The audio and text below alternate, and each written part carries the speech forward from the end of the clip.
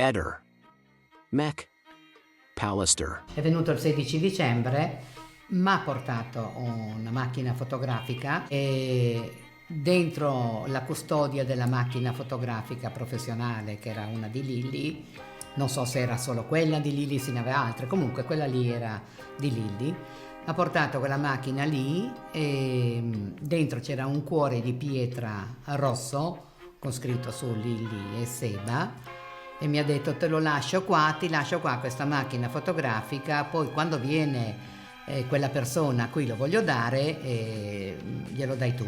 E gli ho detto perché non porti tu? Ma no, adesso non ho tempo, devo andare a Gorizia. E io gli chiedo, ma Sebastiano, ma perché stai dando via delle cose di Lilly senza neanche sapere che fine ha fatto, dov'è? E se ritorna cosa gli dici?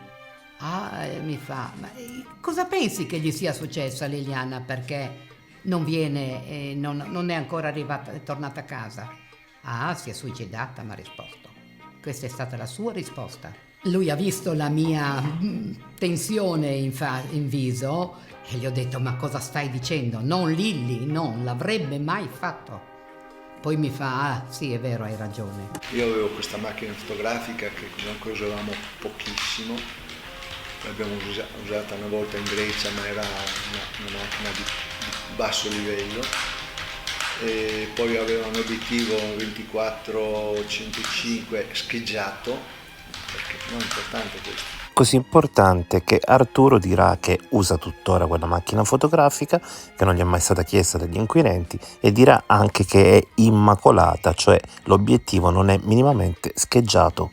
Mi ha lasciato dei hard disk praticamente e su quei hard disk naturalmente lui salva tutte le foto, però non so esattamente se c'è anche altro su perché 5 hard disk, tanta roba, quindi non sono stato a guardare. Io questi hard disk qua li ho tenuti lì, poi quando ho saputo che c'era praticamente un'ordinanza di sequestro delle attività, delle cose magnetiche fatto dalla squadra mobile di Trieste, mi sono fatto avanti e gli ho detto guarda, praticamente sì, anzi no, mi ha chiamato loro, dice poi alla fine siamo messi d'accordo, li ho portati su e li ho consegnati. Io ho scompenso Carillo, era per me l'amico storico, quello che andavamo a fare le saune ancora quando io lavoravo al Messaggero, ci vedevamo una volta alla settimana e poi un po' ci siamo persi e poi dopo gli anni ci siamo incontrati, lui era già sposato, io ero già sposato e comunque... Vabbè, insomma, per farla veloce, cioè perché gli ha portato sti hard disk? Perché pensavo di morire.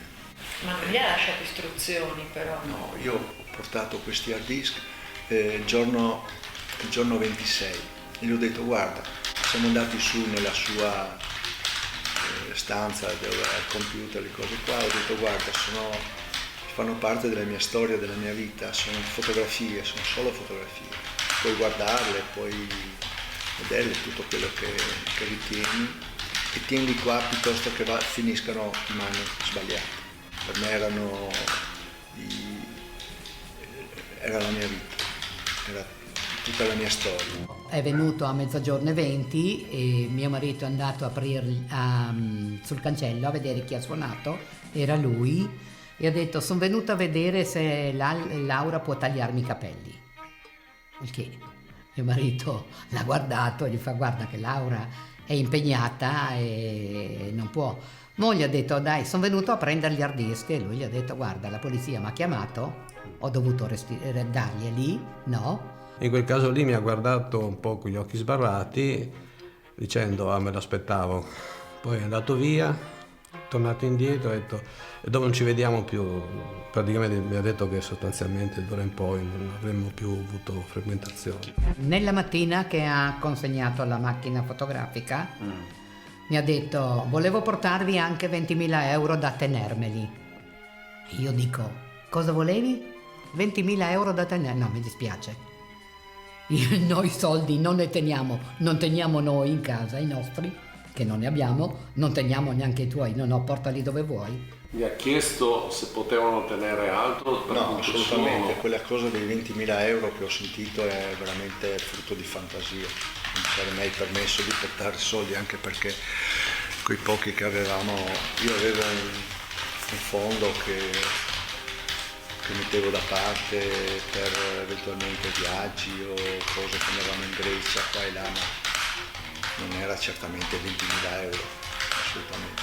Lilli era una persona che amava la vita, era una persona che amava la natura, i fiori, l'amicizia e era una persona troppo dolce ed era una persona che le ultime, quando è andata in pensione, vi dico questo poi basta, quando è andata in pensione gli ho detto: ma Lilli, cosa ti dicono le tue colleghe adesso che sei andata in pensione? Tutti mi disi, parlava in triestino, tutti mi disi, cosa farà adesso in pensione? Cosa deve fare adesso tutto il giorno libera? Non ti preoccuparvi, diceva lei, io so cosa fare in pensione. Ho lavorato 40 anni io per avere la pensione e voglio godermi 40 anni di pensionamento, tutti, e so ben cosa fare. Ehi, non dimenticare di iscriverti a questo canale.